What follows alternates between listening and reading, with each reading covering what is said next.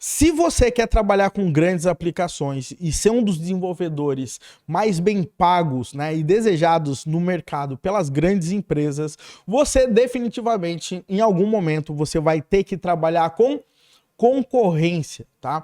No final das contas, você vai ter várias aplicações, né? Acessando, por exemplo, o mesmo banco de dados, executando diversas operações nesse banco de dados, e você vai realizar cálculos, né? Realizar processos utilizando os valores que você pegou nesse banco, né?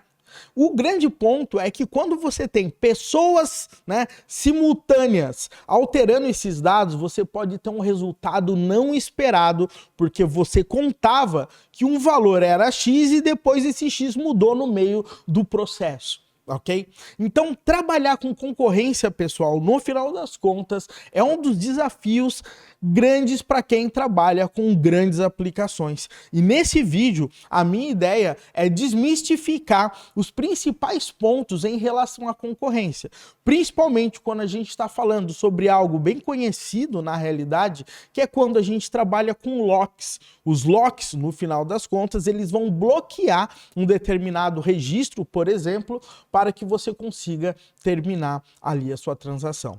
Nós temos dois tipos de lock, o lock pessimista e o lock otimista. Então, nesse vídeo, você vai entender tudo aí sobre concorrência e como se virar aí quando você tem esses tipos de problema. Então, bora lá, pessoal, roda a vinheta, porque tem muito pra gente aprender hoje aqui.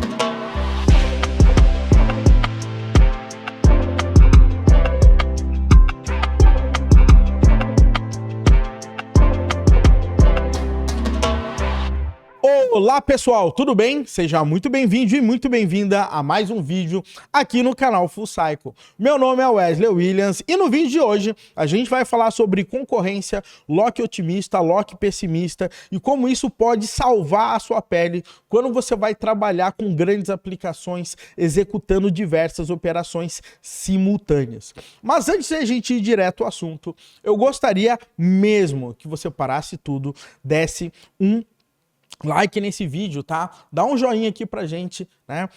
Dá essa moral aqui pra gente, porque vai ajudar demais. Aproveita também, se inscreve no canal e ativa as notificações. Assim, sempre quando um vídeo top que nem esse for pro ar, você vai ser notificado ou notificada. Fora que somente 50% das pessoas que visitam o nosso canal são inscritos. Então, dá essa moralzinha aí pra gente, beleza?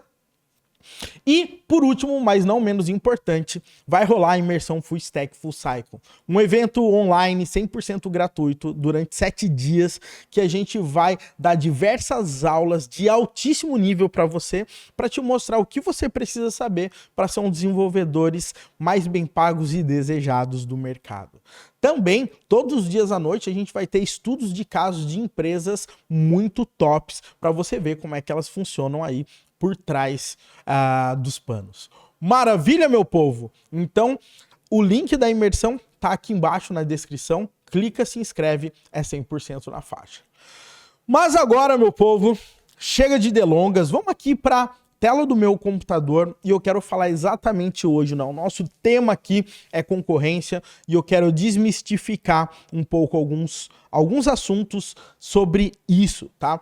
Agora, um ponto importante é o seguinte, eu acho que muita gente, eventualmente, talvez você que esteja vendo esse vídeo, nunca tenha trabalhado com concorrência pesada e você não teve esse tipo de problema, mas invariavelmente você vai ter.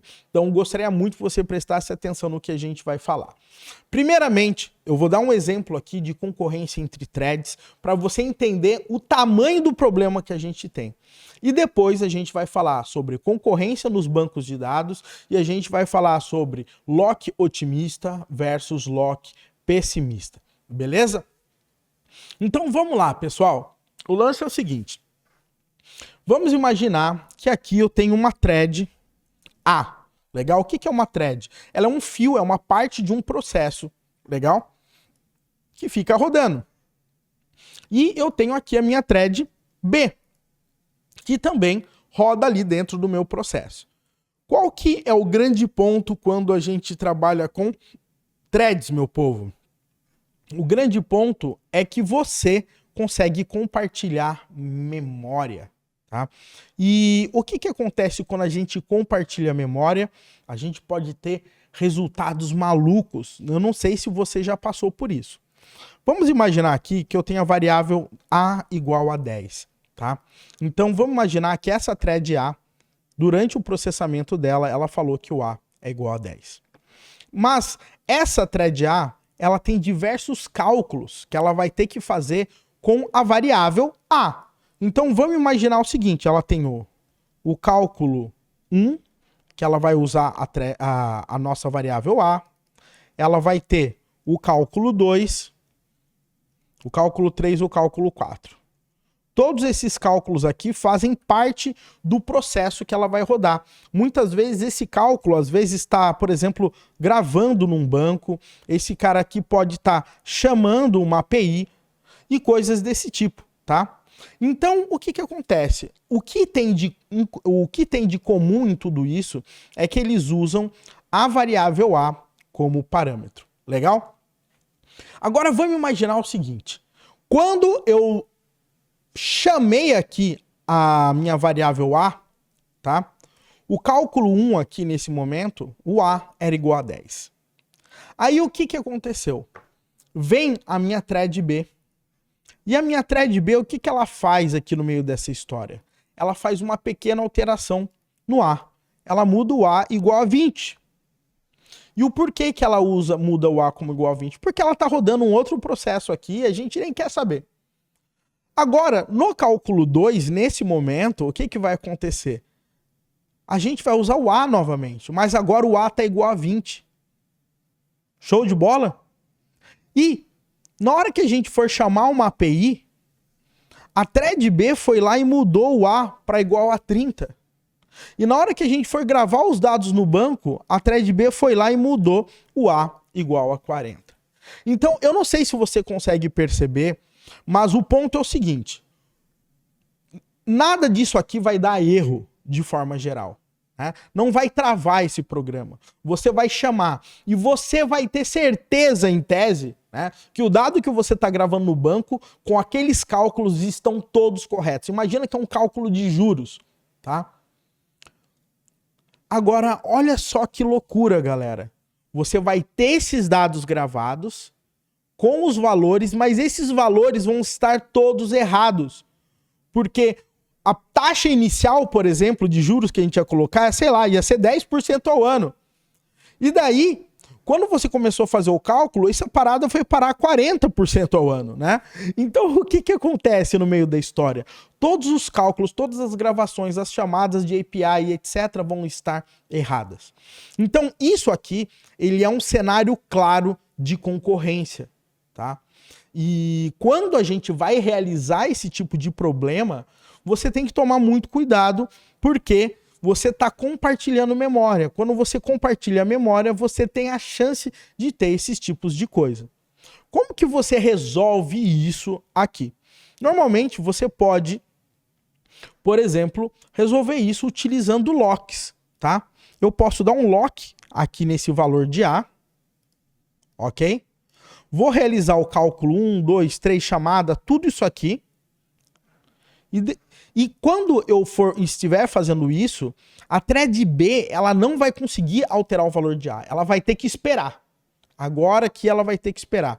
Ela não consegue mais alterar o valor de A. O valor de A inicialmente era 10, vai ficar aqui igual a 10. E depois, quando a gente terminar a última transação aqui, gravando o valor de A, a gente dá um unlock, tá? Basicamente. E agora, o que vai acontecer? Aí sim a thread B vai chegar aqui e vai poder fazer a mudança no valor de A. E, obviamente, ela também vai dar um lock para essa thread A não ferrar os cálculos dela. Ok? Então, esse é um conceito básico quando a gente está trabalhando com concorrência entre threads na nossa máquina, tá? Então, isso aqui é muito perigoso, tá, pessoal? Isso é muito perigoso mesmo e você tem que saber pensar que esses tipos de comportamento podem acontecer. Isso você só vai perceber que algo muito ruim deu quando os resultados dos seus cálculos e etc. estiverem todos com um número bizarro, e daí você vai falar, o que tem de errado no meu programa? Os meus testes estavam passando, né? Então, tá aqui esse tipo de problema. Agora, o grande ponto que eu quero dizer, e que é o nosso principal objetivo aqui nesse vídeo, é que a gente também tem exatamente esse tipo de problema quando nós estamos trabalhando com banco de dados. É isso mesmo. Vamos imaginar aqui, ó, tá? Vamos imaginar que a gente está trabalhando aqui. E esse trabalho aqui agora, eu tenho o programa A, tá? E o programa B. Programa é coisa de velho, né? APPA, APPB. Vamos lá. Aqui, ó, deixa eu remover esses caras. E eu vou colocar aqui só para a gente não ficar confuso agora, que é um banco de dados. Legal? Nosso DB aqui. Então, o que acontece, galera? Esse programa A, ele recebe muita requisição, ok? Então, invariavelmente, esse cara ele vai escrever bastante nesse banco. O programa B também vai escrever bastante nesse banco. Tem algum problema de seu banco de dados receber muita escrita? Em tese, não tem. Não tem muito problema em relação a isso. Agora, o grande ponto é que, invariavelmente, o seu banco de dados, ele vai poder receber alterações. E é nesse ponto que a gente pode chegar num caso meio parecido com esse aqui, tá? Vamos imaginar o seguinte. O programa A vem aqui e altera o nosso registro X, tá? Então vamos lá, a gente tem o nosso programa A e ele altera o registro X, que é igual a 10.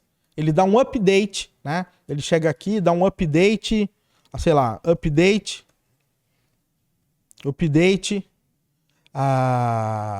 from taxas, set, A igual a 10, where, id igual a 1. Sei lá, alguma coisa desse tipo aqui. Ele vai rodar, ok?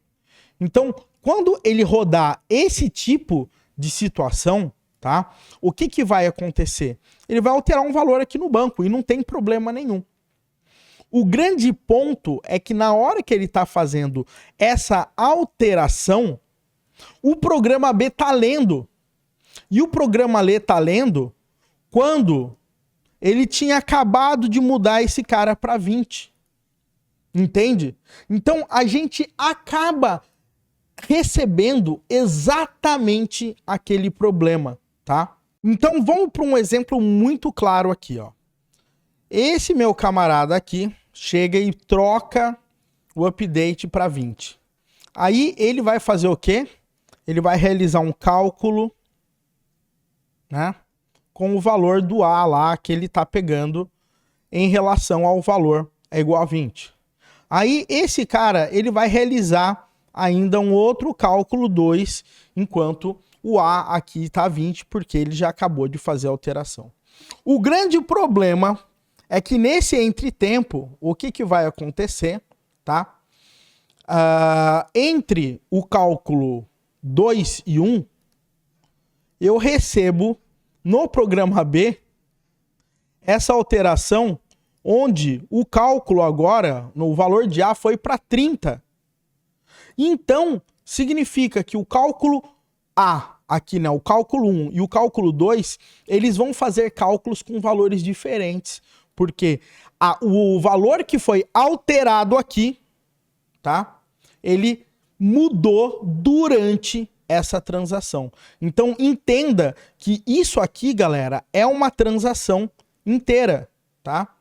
E se a gente precisar fazer qualquer mudança aqui, né?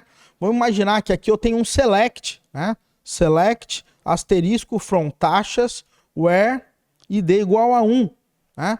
Mas, antes de eu dar esse select, o valor já mudou aqui. Então, você consegue perceber o problemão que a gente consegue ter Quando a gente está trabalhando com concorrência, muita gente alterando o banco de dados e coisas desse tipo, né?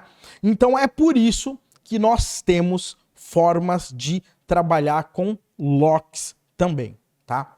Como que funciona isso, né? Eu vou dar um exemplo aqui de um banco de dados relacional e a gente vai falar agora de um tipo de lock, que é o nosso lock pessimista. Vamos começar com o lock pessimista, o que que esse cara faz e como que essas coisas funcionam, tá?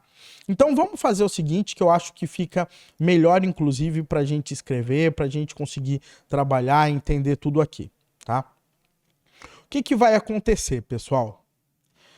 O lock pessimista, ele vai bloquear uma linha, por exemplo, do banco de dados para a gente dar um update. Né? Então, o que que significa? Que o programa A foi lá, bloqueou a linha. Quando o programa B tentar fazer a alteração nessa linha, ele não vai conseguir, porque essa linha está bloqueada. E daí, simplesmente, a gente não consegue fazer alterar. Só depois que ele terminar a transação que a linha é desbloqueada. Nossa, Wesley, que legal! Como que isso pode ser feito? Tá? Na realidade, isso é algo bem simples, tá? Você vai começar a sua transação, aí você vai fazer o seguinte, você vai dar um select, sei lá, asterisco from taxas, where id é igual a 1, for update. Quando você der esse for update aqui, o que que vai acontecer? Ele vai bloquear a linha 1, tá? Porque eu estou avisando que eu vou fazer uma alteração. É isso que eu estou fazendo.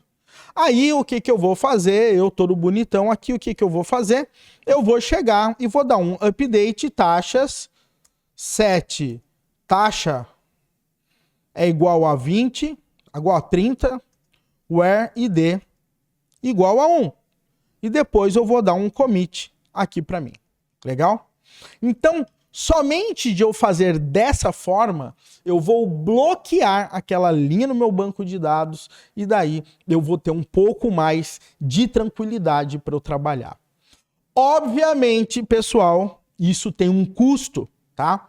E o porquê que isso tem um custo? Porque muita gente que vai querer fazer alteração vai ficar enfileirando, aguardando eu terminar essa transação inteira aqui. E isso aqui, obviamente, tem um custo. Vai deixar a sua operação mais lenta, não tem o que fazer quando você trabalha dessa forma, mas é a única forma, nesse caso aqui, trabalhando de forma, vamos dizer, pessimista, tá? Que você pode conseguir trabalhar. Então você dá um select for update e depois você faz a sua alteração, dá um commit e daí ele vai desbloquear aquela linha. Legal? Então eu vou colocar aqui, tá? Aqui para cima pra gente, lock pessimista. Pessimista, tá? Ele bloqueia ali a linha do seu banco de dados. Beleza? Fechou, pessoal? Lock pessimista é dessa forma que você vai trabalhar. Porém, contudo, todavia, entretanto, a gente pode ter uma outra situação, tá?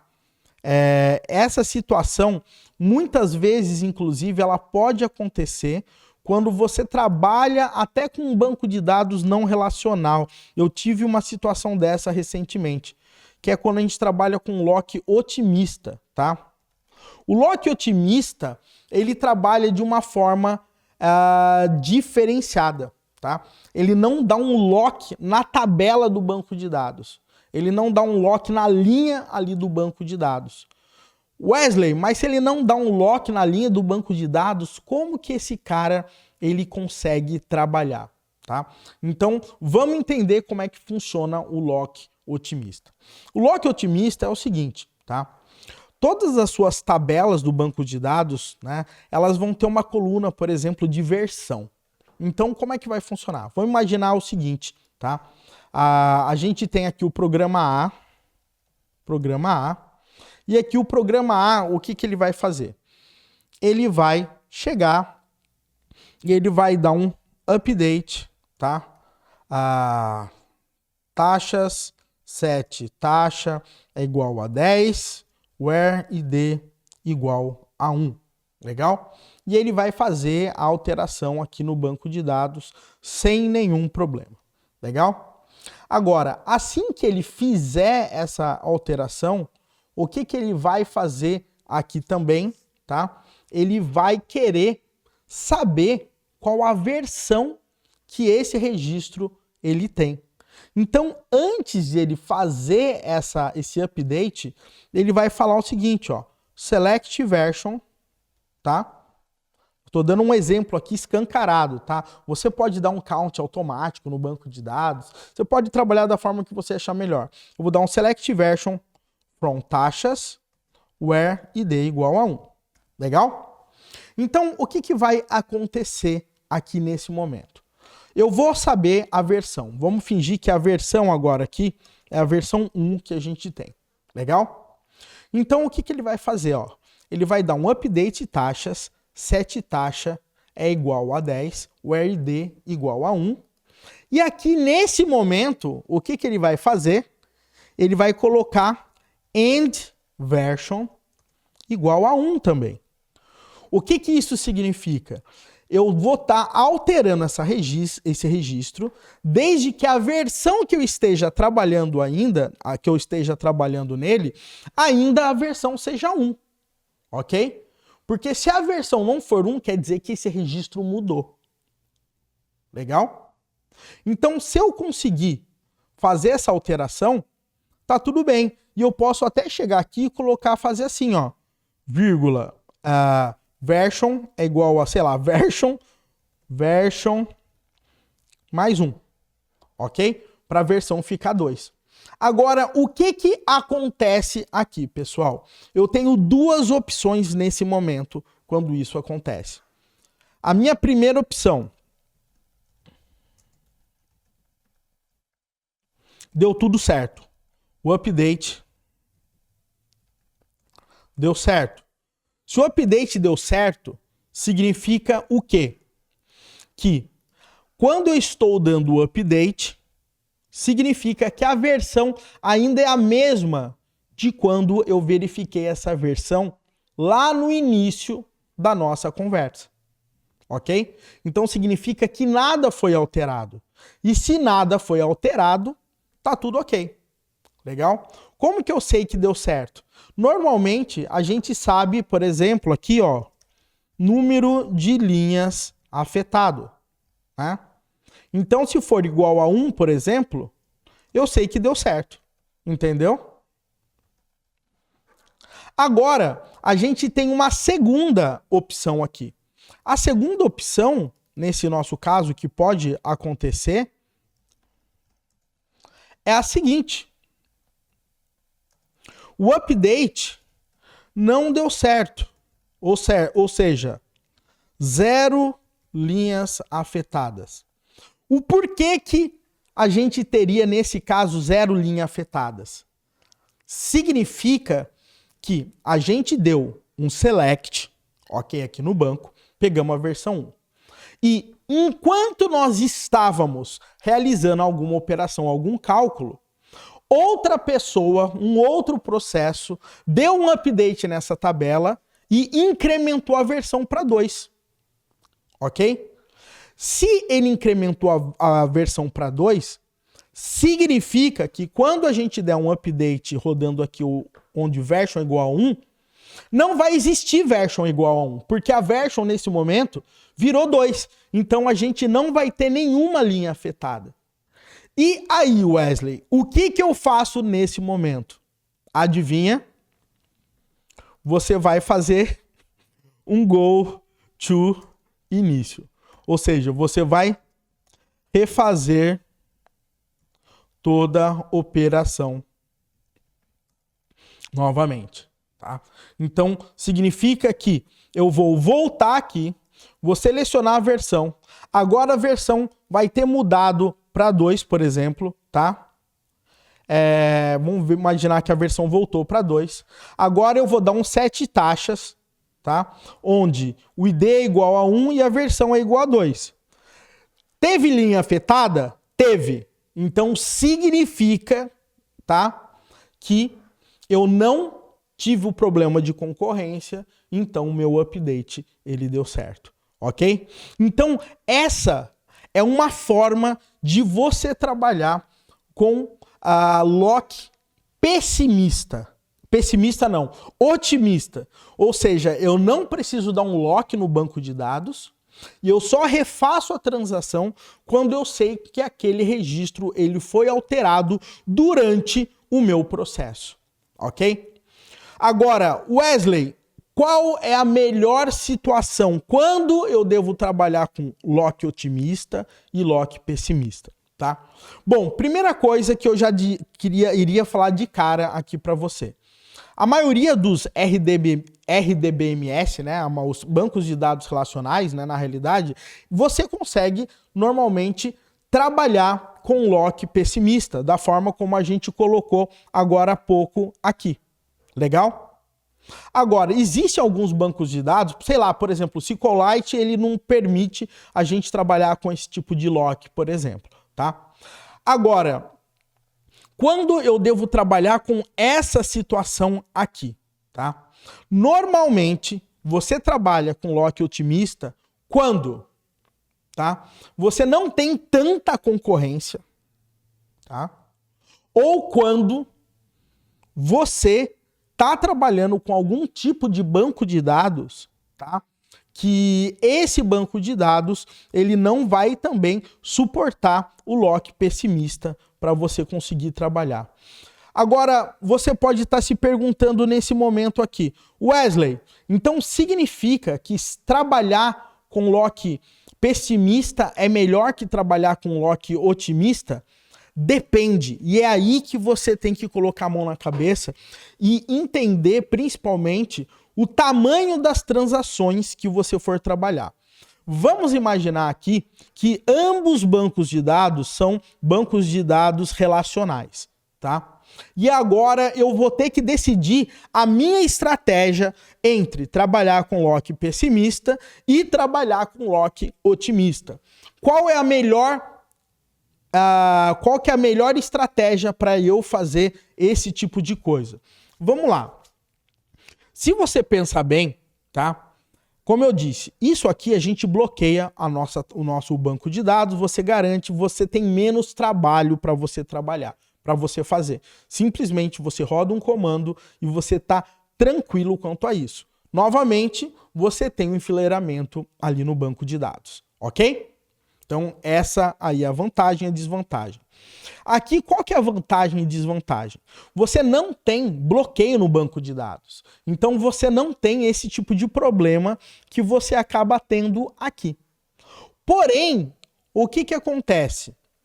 O maior problema de tudo é que, quando você está trabalhando dessa forma, pode ser que você saiu fazendo um monte de cálculo, você saiu fazendo um monte de coisa, tá? E no final de tudo, tudo que você processou vai por água abaixo, porque o banco de dados já mudou a versão, entende? E já que ele mudou a versão, você vai ter que voltar no início e fazer tudo de novo. E se esse fazer tudo de novo é algo muito custoso, aí, nesse caso, sem dúvidas, vale a pena a gente dar esse tipo de lock. Agora, se isso aqui não for tão custoso assim, eventualmente, voltar e refazer essa transação do início é bem tranquilo e você não vai ter nenhum problema em fazer isso aí, ok? Agora, tem um ponto aqui que é importante você saber em relação a tudo isso, tá? Se você tiver muita concorrência para trabalhar com lock otimista, a chance vai ser muito grande de você ficar refazendo toda hora o mesmo processo e esperando que a versão seja a mesma que a sua para você não ter que refazer o processo. Então, isso, de forma geral, com muita concorrência mesmo, você tem uma chance muito grande de ficar refazendo esse processo até você conseguir a sua versão, tá? Então, assim, de chute, tá? Se alguém falasse para eu chutar, entre aspas, né? Chutar que eu digo é dar a minha opinião, eu diria, se você tem muita concorrência mesmo, tá? Não utilize lock otimista, tá? Porque o lock otimista vai fazer você ficar refazendo processos muito pesados. Agora, se você tiver bastante concorrência e os processos que você vai ficar realizando até você dar o update novamente não forem tão pesados, for uma coisa muito simples, até vale a pena você trabalhar com lock otimista aí para você, tá? Agora, nesse caso aqui, com lock pessimista, você sempre vai ter aquele problema de travar o seu banco de dados naquele momento. Tá? Então, assim, tá aí as duas opções. Pessoal, o que normalmente eu sempre digo, um desenvolvedor, principalmente quando ele está atingindo, vamos dizer assim, a senioridade, ele é o tipo de desenvolvedor que nesse momento ele vai saber escolher qual tipo de estratégia utilizar. Agora, o mais importante de tudo é você saber que existem essas estratégias. Eu com certeza tenho muitos e muitos desenvolvedores que nunca ouviram falar em lock pessimista e lock otimista e não saber quando utilizar os dois, em quais situações você pode utilizar os dois, tá? Eu vou dar um exemplo muito claro. A gente tem um sistema aqui que ele tem que ficar sincronizando dados do nosso LMS, e esse nosso LMS a gente consegue ter histórico de aluno e etc. num microserviço. E esse microserviço, para sincronizar essas opções, ele utiliza o MongoDB. Tá? E o MongoDB, de forma geral, a gente não consegue fazer dessa forma aqui com um lock pessimista, da forma como a gente estava querendo. Então, nesse caso, a gente trabalha, né, com lock otimista para você conseguir utilizar, tá? Então, no final das contas, você vai ter a versão e você sempre confere essa versão antes de você fazer as suas alterações e coisas do tipo. Legal? Pessoal, eu sei que são conceitos diferentes, né? Normalmente, quem utiliza esses conceitos é porque tem a dor de trabalhar com concorrência. Talvez você tenha, talvez você não tenha, mas o grande ponto que eu quero aqui trazer para você é que você saiba que existe isso aí. Quando você tiver um desafio de concorrência, você sabe que você tem essas duas cartas na manga, você pode testar, pode fazer stress test, você pode fazer o que você quiser para você ver o que é melhor em cada situação. O importante é você saber das opções e escolher conscientemente cada uma. Porque na maioria das vezes, quando um desenvolvedor ele não sabe nenhuma das duas, ele vai sofrer com concorrência, e no momento que ele sofrer com concorrência, os resultados vão ficar malucos e ele pode gerar uma catástrofe ali na empresa que ele está trabalhando. Beleza? E eu gostaria de saber nesse momento se você trabalha com alta concorrência, se você já trabalhou com lock pessimista, se você já trabalhou com lock otimista, ou até mesmo se você já teve esses problemas simples de threads, trabalhar com mutex e coisas desse tipo. Então deixe seu comentário aí, eu queria saber muito aí sobre a experiência que você tem durante todo esse processo. Beleza? Então, pessoal, não se esqueça, link aí embaixo para você participar da imersão Full Stack Full Cycle. Não se esqueça de se inscrever no canal, dar um joinha aqui e até o nosso próximo vídeo do curso, do curso não, né? Dos vídeos aqui no canal Full Cycle. Um grande abraço para você.